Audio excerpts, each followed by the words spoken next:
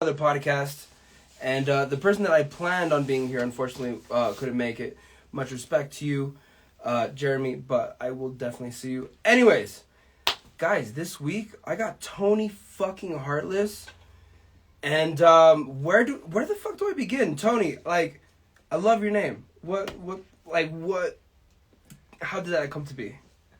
That's funny. It's funny because I used to. So my name's Anthony, right?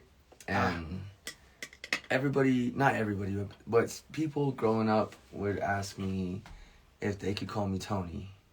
And I never understood that. I was like, how do you get Toni from Anthony? And I was like, no, don't call me Toni. Don't call me Toni. My middle name's James. So everybody used to just call me AJ. And people still Makes call sense. me Yeah, AJ yeah. to this day, you know?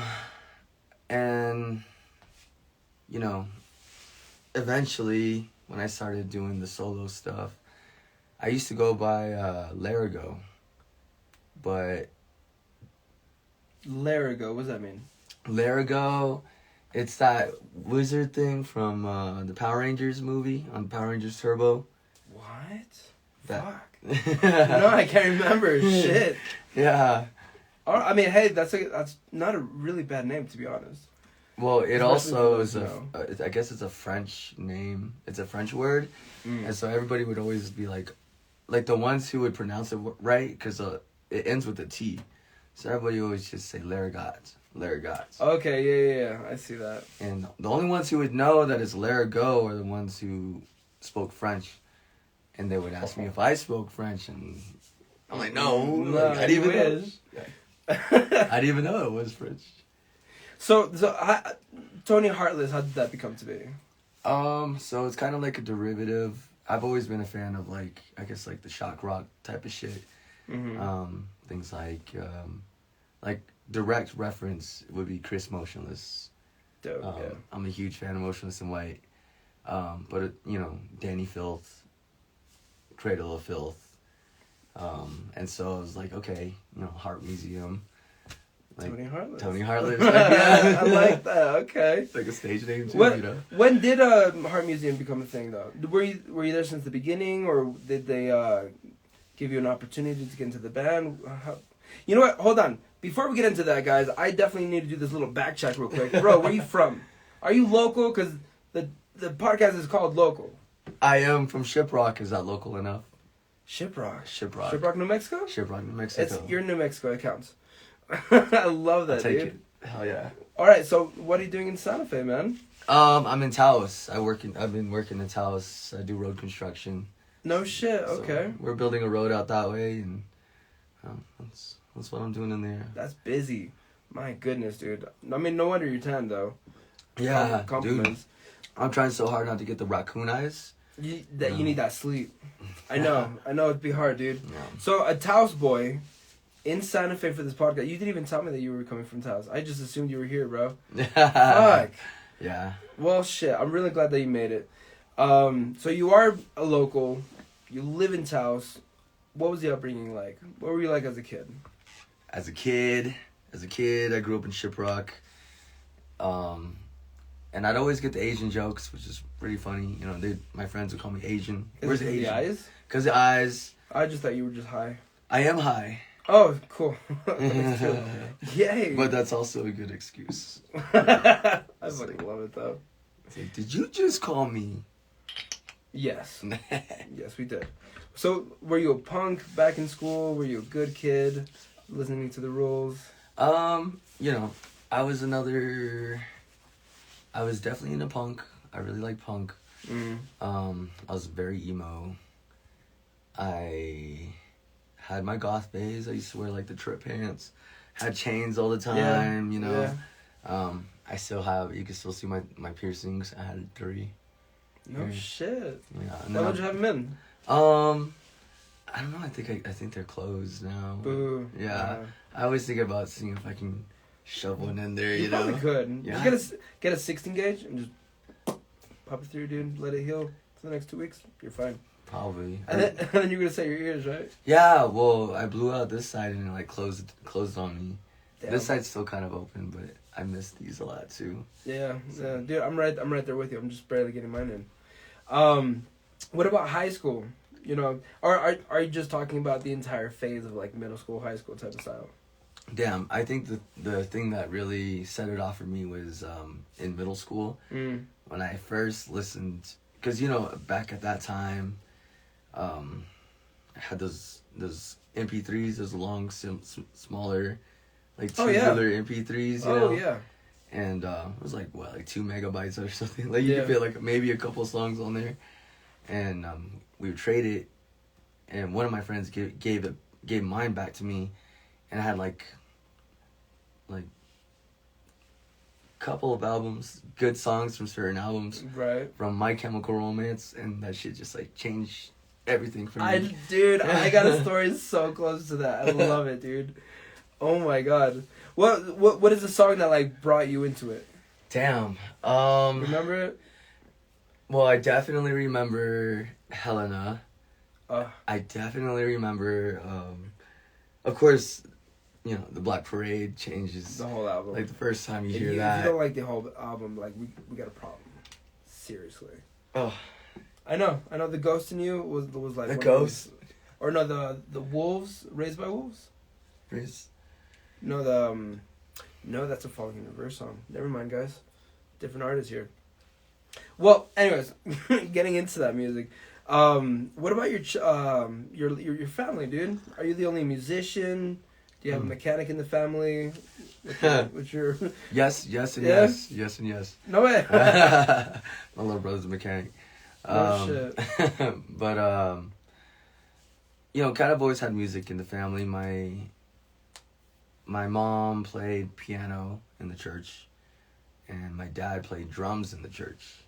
Oh, love story. Yeah. Well, we also had a falling out with the church, which also shaped a lot of where I went in my life. You know? I can imagine. But you know, also moving in, you know, my mom would always take us, and you know, I ended up in Oklahoma. I got some family out there, and my auntie and my uncle. My auntie played piano. My uncle had a bunch of guitars. Sick. He had a big part of like getting my hands on music. Right. And it's, I think, really a lot because of them that I joined band in school, and then it just kind of kept snowballing. Yeah, from there, yeah. You're just like, ooh, this, ooh, I like that. Oh, fuck, what? Yeah. I know exactly what you mean. What did you play in band? I was a percussionist. No surprise. Yep. Yeah, I kind of felt that coming. No way, dude. How crazy. I was like spot on with a lot of those things. Holy hell. Kind of creepy. Well, my big brother's a mechanic. Shout out to you, Hirsch. But it's just crazy. The last person I had like, the last two people, I had like such a relating story. It's so dope. Like we all, you know, we are all one. We are one. So coming out of high school, what was that like? Did you get into a band right away? What was your goal? So I was in a band in high school. And I remember the first time, because, you know, back then, you had to stumble upon a flyer to know that there was a show going on. There was Facebook, you know, like they weren't posting on MySpace and shit. And I had no idea that there was any type of scene in my town of Shiprock, right? I don't know a damn thing about Shiprock. Damn. Shit. Small, I bet. I mean, it's small, but it's big. Like, there's a lot of people there. There is a lot of people there. I think it might be, like, the most, or maybe the second most in the Navajo Nation. It's, like, census-wise. Wow, shit. Yeah, it's huge. But, damn. Yeah, I think it was Low Cash Ninjas. I was trying to think of this the other day. Really? But you're like, I know he's going to ask me. Yeah, our guitarist was in this band. And this was the guitarist that you have right now? Yeah. Was a part of the one that was in high school? Okay. Was in high school. Yeah, I saw them perform. Did you say Shiprock Cove? Shiprock, New Mexico. No. The song, sorry. Oh, the song? What? The band that you were naming. My apologies. Oh. See, that's what happens when you get high before a fucking podcast, guys. This is your brain on drugs. So fucking facts. No. The first band that you were trying to remember that you were a part of coming out of high school, because you saw one while you were in high school. Yeah, I saw one while I was in high school. I saw a couple. Yeah, that's what really inspired me. I kept trying to join bands, but of course, you know, everybody always has a singer. It's the first thing they have is a fucking singer. Yeah. So I was trying to think if I can combat that, but no. yeah, no, I ended up playing bass for a couple of bands, and like doing backup vocals and things like that. And then finally had my chance, and it was at Indie Electro Punk Fest that I had my chance to perform. It was with my buddy Justin, Jelly, and Delwyn, I'm still playing with Delwyn to this day. Love Same you, band? Jelly. Yeah, same band. He's our bassist, and he does all the clean vocals in the band. So Gnarly, yeah, I remember that. him and I have been writing music together for a long time. It's crazy. That's dope. That's good. That's really cool to actually have that connection with that bandmate. Yeah. Damn. So, how many bands have you been a part of, or has it been Heart Museum for the majority? No, I've been in a lot of bands. Yeah, I figured because you did the whole bass thing. Yeah. Do you remember all the names? Well, Or okay, a so number of them. starting from the first one I sang in was My Deadly Dearest, which started out as like a 3-piece band. It was just me, Darwin, and Justin. We played at Indie Electro Punk Fest. Played a couple covers. We did like 2 or 3 originals. And then we ended up with 3 more members. So it was like 6 members total. Because of the fest? Because we were trying to recruit at the same time. Oh, yeah. Because we were like, we need members, you know? Mm-hmm. And yeah, we ended up with like 3 more. We doubled it within a night. What about the second band you were in? Second band, I decided to jump out of metal because it was at that weird time, you know, where solos were still kind of in, like Bullet for My Valentine, Trivium. Yes. But at the same time, you had these newer bands coming in, and they were like, what are breakdowns, you know? Like As I Lay Dying, As Blood Runs Black, and then you started seeing things like All That Remains, where they started doing, Lamb of God started doing breakdowns, and people were like, what's going on, you know? I don't remember that stage. Yeah, it was pretty interesting. But then, of course, you know, then that's when, like, Ghosts Inside and For the Fallen Dreams and, like, metalcore really started to take. Yeah, Memphis Mayfire, August Burns Red. August Burns Red, Parkway Drive. Goddamn. Yeah. Great. Just so many great. Yeah, because the style changed. It wasn't so much about the solos, so they went into more a genty, what's the right word? Intricate type of playing. You know what I mean? Yeah. It had its own uniqueness, but of course it was, you know, it was the change of era. Yeah, totally. No, I feel that. Yeah. The third band? Remember them? Okay, so we went. How many bands are there? I think maybe like 5. 5, all right. There might be like 5. So I'm curious if you can name all of them. So there was My Deadly Dearest, and then there was I think it was End This Year after that.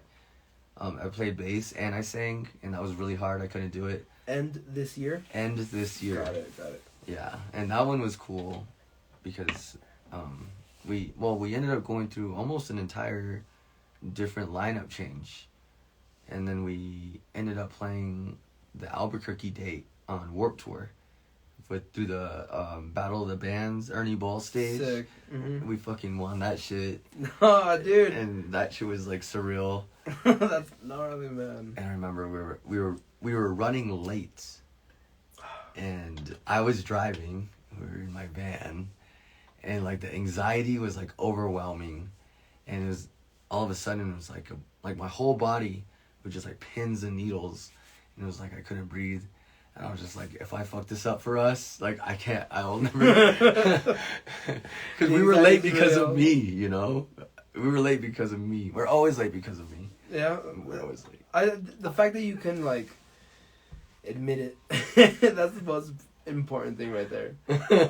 Oh, my God. I mean, honestly, I kind of do relate because one of my first performances, dude, I was singing in front of a crowd. This was in high school. For drama. Not a band. But being in front of, like... 200, I was just like, I saw my hand, it was shaking. I was like, control it, hold it, Oh, dude, I wish someone recorded that. But it sounds like yours was that times 3. Well, it's funny you say that because I remember the first time I got up, my first vocal performance, right? Mm-hmm. It was in middle school, and we had a guitar Dope. club. So we're all in guitar club together, and a lot of these guys I see in the music scene, you know? Mm-hmm. So we all kind of started playing music together in a weird, funny way. And so everybody's doing their bits, you know. I remember Dalvin played Iron Maiden in his fucking guitar amp, like started smoking and shit. And it was like so memorable. And then Justin and I were supposed to do The Beautiful People. And I was supposed to sing it. And so I'm standing there and I hear my friends, you know, AJ, AJ, AJ. Dope. And I'm like, oh shit. And I'm like nervous, you know? And I'm like, fuck. And I say it right into the mic and I just hear everybody laugh. And I'm just like, fuck? I said fuck right into the mic. I was like, fuck. And it's just so laughter. Fuck. I love that, dude. Alright, so how did the performance go? Oh, I didn't go out. I What? Oh my god, dude. I was like waiting, like, oh, this is gonna be dope, I bet. Oh, the letdown. Yeah, sorry. Okay, so because you said the first time I sung, that's why they were in quotes.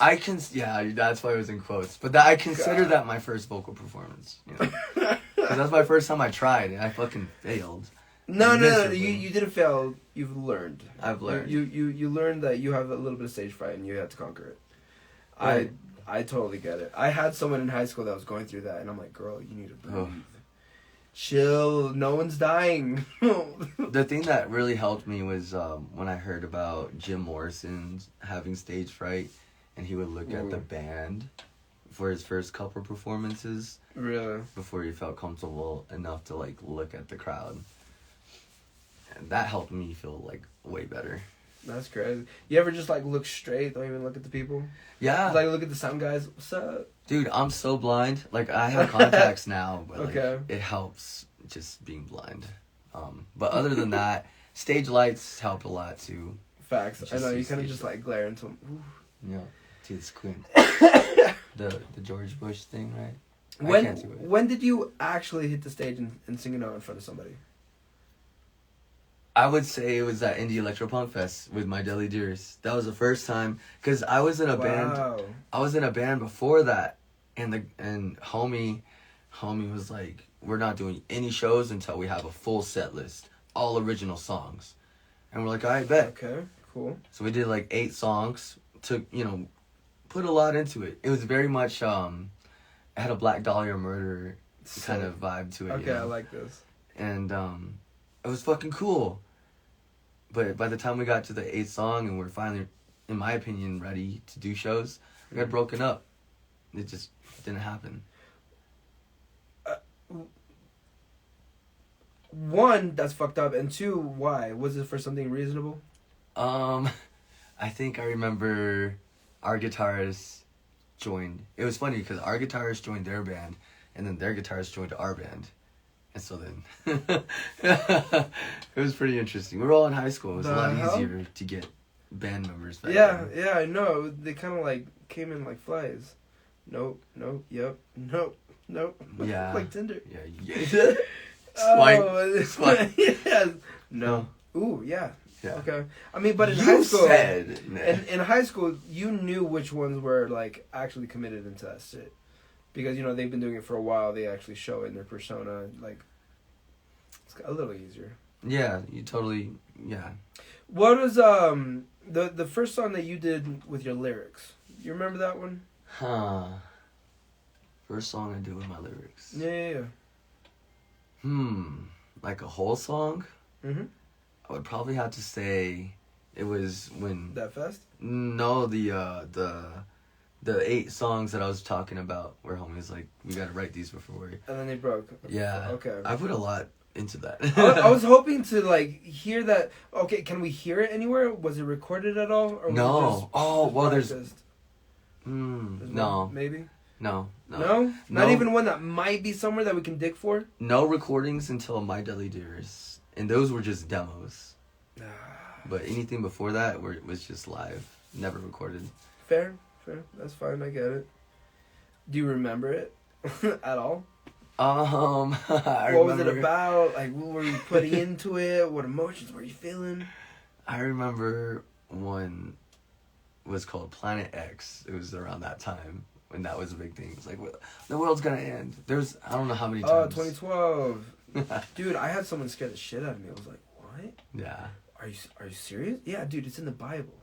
Yeah, we're all gonna die. We're all gonna die. I was like, what? Dude, that was the first time I ever felt fear in my life. It was a trip. Anyway, sorry. Continue. Yeah. Well, I mean, I remember at that time I had a thesaurus. And so I spent a lot of time trying to find different ways to say what I was trying to say. Feel it. So I started using words like traverse, and I don't know. It was interesting. It was an interesting... Traverse? Traverse. It's like travel. Mm-hmm. Like, bless you. You're like, the dictionary and the thesaurus are going to be my new girlfriends. Well, now I use like rhyme generators to help spark ideas. Really? Uh-huh. No shit. Yeah. I can see that. I can see how that would become a thing. That is a really sick trick. But for right now, guys, we got to stop for part 2 coming up. My segment number 1 with Mr. Toni Heartless has come to an end, guys. But thank you for tuning in. We'll see you in the next one. Motherfucker. And that's it for part 1, dudes and dudettes. I don't know who's out there. Man, just let me save that. I'm going to set another one. Thank you for the hearts, everybody. Charlie Goonie. Much love, girl. Hopefully you had a chance to like say everything you wanted to. I know like I said, I tend to ramble. No, that's fine, man. You ramble, dog. I just got high as shit with you. Word. So at this point, I'm just like, all right, let's just. I'm just gonna. We're just vibing. Yeah, we vibed, dude. We were vibing before we started recording. That's when you know that you can click with somebody. As soon as you meet them, you just vibe out. You start talking shit. Like, you're cool. Not all of you are cool. All right, know that. But you can be cool. Could. Also, if there's anything that you want to bring up, dude, like something that sparks attention, like, don't be shy, dude. Just say it, man. Hell yeah. Can you hear yourself, sir? I could. Ba-da-bop. Ba-ba-ba-da-bop. Yo. Ooh. Got some reverb. No, I got some backup vocals. No, thank you. My goodness. All right, y'all. Throw some auto-tune on mine. I wish, dude. In the future, I'm just gonna have like original music in the background, and we're just gonna have our voices auto-tuned. It'll be sick. Thank you for being a part of part 2 with my podcast with Mr. Toni Heartless, guys. Thank you for coming back. Much love, much love. So we were getting into the method of you writing songs now, or was it back then when you were a part of the Dearest? Yeah. Right. Okay. Yeah. That's curious. Well, what is your method now for writing lyrics? So, what comes to mind? Well, okay, so like writing lyrics or writing melodies?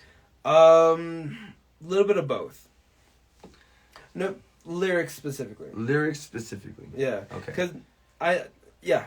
Okay. So lyrics specifically, I mentioned at the end of the first portion of this.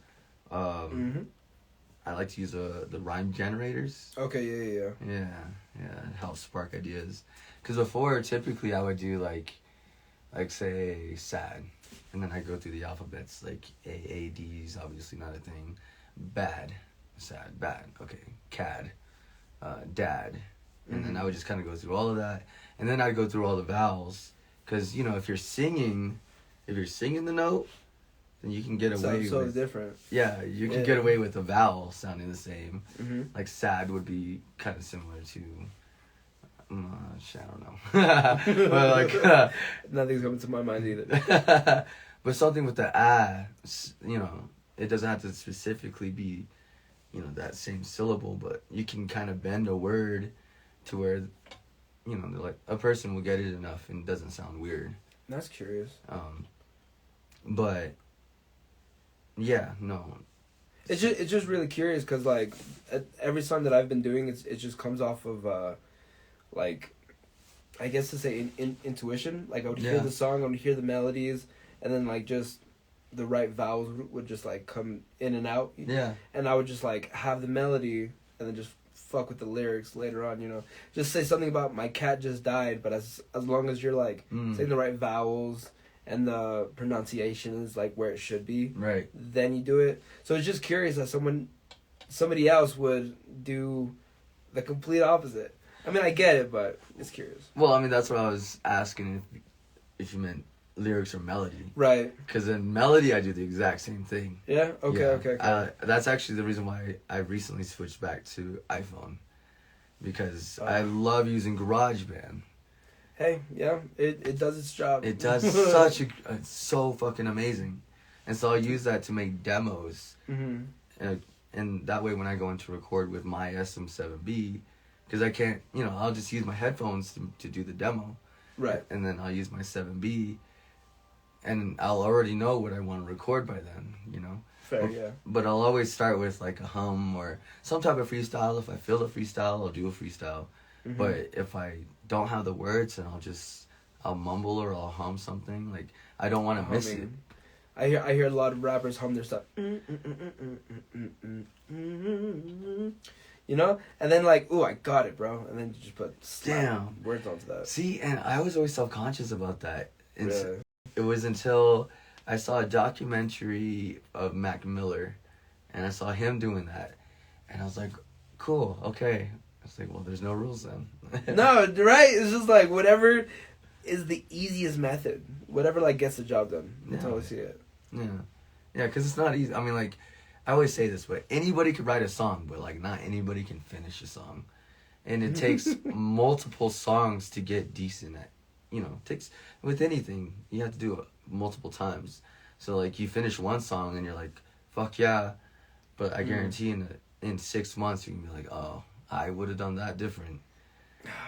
Yeah. So it's like you just gotta keep going. Mm-hmm. How many songs have you written? How many are under your belt? Because I know you did 8 that you can't remember. Yeah. Unfortunately. But currently, I know that, there's 6 songs to the album of Heart Museum, which you are a part of, which I definitely want to get to momentarily.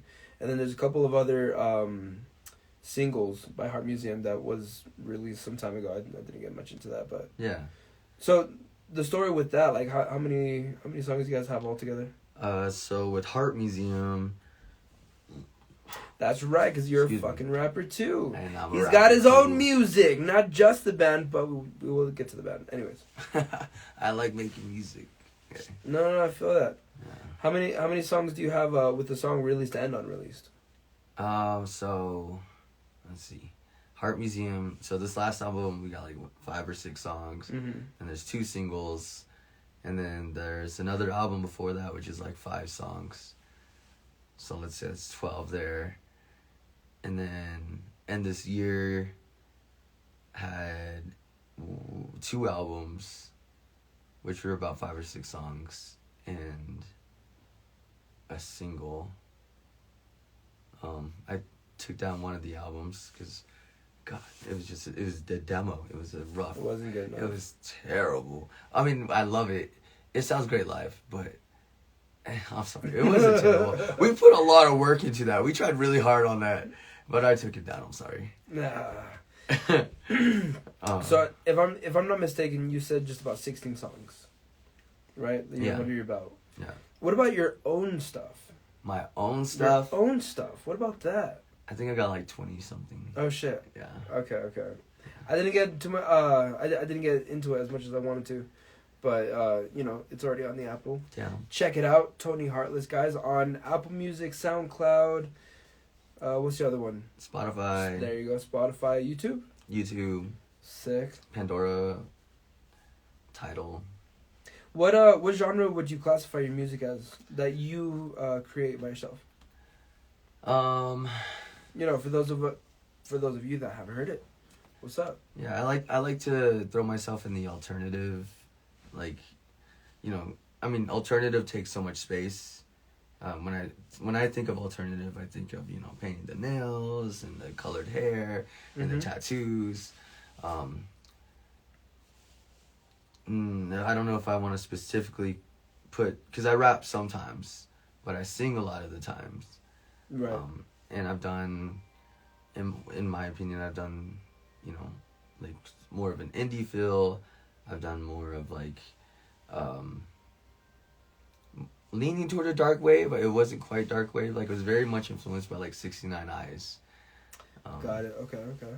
And then did another one that was like more influenced by, like, I've done, you know, different genres. Different tastes. But as long as I like it, right? And then nice. You know. I mean, because if you like it, there's gonna be somebody else that likes it, right? And your style is gonna be changing. So, if someone likes it from the beginning, they get to follow you on that journey to whatever you're gonna be doing next. Yeah, I've always kind of liked the, like, horror punk. I was into horror punk, like psychobilly, and like I said, I like shock rock. Like, I don't know, it's always just kind of like the dark side of everything, the alternative side of whatever's popping. Or pop world, yeah. So you are a rapper / clean vocalist in your own genres of music. Different tastes, different collaborations, different. Check it out, guys. In the metal band that you are participating in right now, Heart Museum, you are doing aggressive vocals. Yeah. Any other labels you have? No, that's really all I do. I feel that. Well, it's really where I started from, you know. I didn't start doing my own music until, you know, in all reality, it had a lot to do with me. Not doing your own music? Like, because we basically broke up as a band, but we never announced it. And it was right around the pandemic, so it was really convenient, you know, because we weren't doing shows anyways. But we were dropping all the shows that we were booking because we just, I don't know, our lives, you know, we're all dads, and we were all just kind of going through our shit at that time. We weren't practicing, we weren't writing, and it was for an extended period of time. So I started making music on my own. But where I say it was also kind of my fault is because this new album, the songs have been there since almost right after we released our first album in 2016. It's more recently that I kicked myself into gear and was like, I'm gonna finish these songs. I'm fortunate enough that in that time frame, Justin has written and rewritten and rewritten and rewritten until it is what it is today. I feel that. So I mean, it's taken that transformation, I can see. Yeah, but that's really kind of, you know, after the album, because at that point Heart Museum was a studio band, like we weren't doing anything live. I feel that. And we're like, okay, well, just one more album and we'll be okay, you know. But once the band started hearing how it was coming out, then, you know, they got excited again and they wanted to do shows again. And that spark, I feel that. Yeah, everything just started like we just got merch. Like, everything started to move again. Yeah. We're get traction. Filming a music video, well, I got one more part I gotta do. So talk to us about that though. So music video. Yeah. What? Hopefully well, I mean, from what I see this time, we're doing more of a story. But it's not like super intricate, you know. What's the name of the song? Isolation. It's I think that's right under Misery. It's right under Misery. Yeah, dude, I was like, this is just popping, dude, I can't wait. That would be hot. Yeah, it's sick. So what have you already done for the music video? What's left to do? I literally just have one tiny little scene, which we could probably get away with not doing it. Yeah, but I would really like to. Yeah, right. I would really want it in there, if I can. And then if it sucks, then it sucks, and we just toss it, whatever. Right. But, you know, at this point, I'm really wanting to try my best at everything that I'm doing. Mm-hmm. Like, I'm always trying to think of ways that I can make my live performance better, or how I can make, you know, my songs better. Just always trying to step it up. Right. Always trying to improve, because one day you're gonna be in front of a couple thousand. Yeah, exactly. Yeah, I don't want to be there like, oh fuck, I'm not ready for this, you know. I know. One of the first things that this guy was saying, that you're glad that you can see yourself on the podcast, because while you're doing the whole other videos, you can't really see shit. Yeah. It's like, it's really important to videotape yourself, guys, because if your hand is here while you're singing, you want to change that, right? You wouldn't want to fucking know. Dude, and it's funny and it's weird, because even though I can see myself, it's still weird for me to look at myself. Yeah, I know. That's why you gotta look for like 2 seconds, and then like. Yeah, right. Sway. Yeah, but I think it's also a comfortability thing. Like, I think it's positive to for one, to look at yourself in a mirror, Mm-hmm. but also, like, one of the first things when I started recording myself was hearing my voice, because you're always like, that's not my voice, like, what the fuck, like, that's not how I sound, and it's like, oh fuck, that's how I sound. Unfortunately, well, it's because it's not given that extra treble and a little bit of reverb with some, hall effects, That's true. That is true. That is true. But I definitely understand, like, what they say now by, like, don't waste your time trying to sound like somebody else. Mm-hmm. Completely relate. So you connected that with the whole looks, like, same thing with same thing with the looks, same thing with the voice. Yeah. No, I get that. Yeah, I went through like a like a psychedelic phase. Sick. And I say phase because I've been dry recently, so it's not by choice, right? But oh no.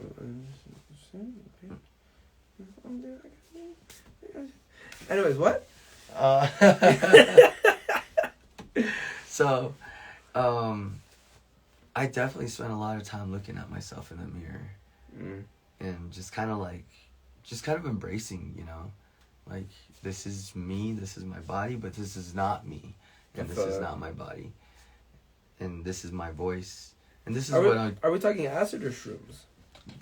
Both. I tend to like. I mean, I've never done them together. No, don't do that, dude. But shrooms are more accessible for me. Mm-hmm. But I prefer an acid trip over anything. Yeah. Is it because you've done it more than mushrooms and you just like adapted to it? You're just kind of like I think so. I mean, because it's I don't know. I feel like once you say take half or one, mm-hmm. then you have a pretty good gauge of what you're looking at. Mm-hmm. But with shrooms, the caps are more potent than the stems, and I see what you mean. You're like you're not really sure where you're gonna land, and once you're in, I'm just having memories of eating a peanut butter and jelly mushroom sandwich. That was fun. God damn. But yeah, it was just little things. I was like, it's not gonna hit me. Oh damn. Like, I'm a big dude. Yeah. But no, dude. Oh. Put me on my ass. Damn. That guy was talking to me. Swear to God. Oh wow. He was saying shit. It's if you guys haven't watched the podcast previously, I did have a banner on that side, which you guys will see, but it's hanging above head now. Anyways, away from drugs right now, because that's not the point of this podcast. I see those hearts. You drug children. What was the first trip like? Fuck it. Oh my God, my first trip. Yes, dude. Damn. So my first trip was so cool. Shout out to my name is Ty. Homie brought me in. And, probably changed my life really. Dope. But made sure I was comfortable. He's like, this is gonna take a while. Like, you're gonna have to chill with me now. But it's cool, I got you. So I was like, okay, that's cool. And so we jumped in his ride. And I don't know, to me it felt like we were going like 35 miles an hour. Because we were cruising, you know. Mm-hmm. Maybe we were going faster, but it was right around sunset, and you could just see like the gradient, like clear sky. You know how like it's just open skies, New Mexico skies, New Mexico sunsets, you know. And it had gone dark on us. Like I said, we were going slow, and we were going over beautiful mountains, you know, from Red Valley over to La Cachigai on the res. It's beautiful. Yeah, but I feel you. And yeah, we were going through the mountain, and it was perfect weather. It was a summer night, had all the windows down, the top, what the fuck, sunroof was full. Was there a sunroof? I feel like there was. Was it a car? Yeah, in the car. I mean, you were on drugs. So. I was on drugs. Hey, by the way, fun fact, it is not illegal to consume drugs, but only illegal to be in possession of them. That's a fun thing to know, by the way. Anyways, yeah, so the sunroof was off. Yeah. Did you stand up? Did you stick your head out like you're supposed to? No, I don't know. I don't think I did. I think I was just watching everything. That's what's up. Damn. What did you think about? What came to you? What did you say? Oh man. So I kept feeling like I was stuck in a loop. And I was like, whoa. And then I kept thinking like loop, like you know, shuffle, loop, like you play music. Of course I think of everything in terms of music. That's dope. And so homie started like he put on the vinyl record, the record player, you know. And put that shit in slow-mo, dude. And it was like, you listen to it long enough, and it feels like that's how slow time is going. Like, everything just like, and you're like, I can't move, but I can communicate. Like, I felt like we were communicating. Like, I knew what he was saying, and he knew what I was saying, but I couldn't fucking move, you know. I couldn't, like we're talking, but we're not talking. And it was almost like claymation type, like it was shapes, a lot of shapes, you know? And that's it was sick. Almost kind of scary, but also it was like, you kind of just had to let go, you know? Yeah. Because that's the best thing to do. Just be like, hey, you're on drugs. Relax. Enjoy it. Yeah. And you have the best fucking time. You're like, wow. Anyways. Damn, yeah. Well, yeah, of course. And then you got the different peaks, you know? Oh, you think like, oh, everything's back to normal. Oh, fuck, hold on. Yeah. It pulls you back. What the fuck? Yeah. Wow. Yeah. Good shit. Damn. Right when you thought it was over, it just like gives you another like wave, dude. Goddamn. Yeah. If you guys haven't tried it, I'm not recommending you to, but I'm not recommending you to. Did that make sense? It made sense in my head. But anyways, back to music, dog. Because we do only have like 3 minutes, which if you're down, we can go into like a section 3 and talk about some shit. I'm down. But for those of you who are only here for business, let's talk about the music aspect really quick. You are a solo musician. You are in a band. You are coming up with some things. We can find you Toni Heartless on most music platforms. Heart Museum on most music platforms. He is the aggressive vocalist. What else is out there that we can find you on? What's your Instagram, Facebook? Toni Heartless, Toni with an I. There you go. On everything. And it's Heartless Heart, not HRART, right? Yeah. Okay. HEAR. Not Kevin Hart, y'all. Yeah. Goddamn. Yeah. There's another Toni Heartless too with a Y. Toni with a Y. Fucker. Fuck you. Fucker. I fucking love it. But anything else you want to tell him, bro? Any little last minute things? Listen to our album, and if you want, you should totally read the lyrics. It's on our Bandcamp. Dope stuff. If you care about the lyrics. Well, I mean, you know, vocalists out there we'll get the idea. But yeah, guys, if you are down to support this guy, make sure to go to his platforms, follow him, share the love, make sure to blow him up. And we're going to have a part 3 because I'm just having too much of a fun conversation with this guy. So if you guys want to join the third one, it's going to be a little bit of bullshit. majority bullshit, but I do want to ask you about some things, and we got to talk about his tattoos. So love y'all. Peace. And that's done for that, guys.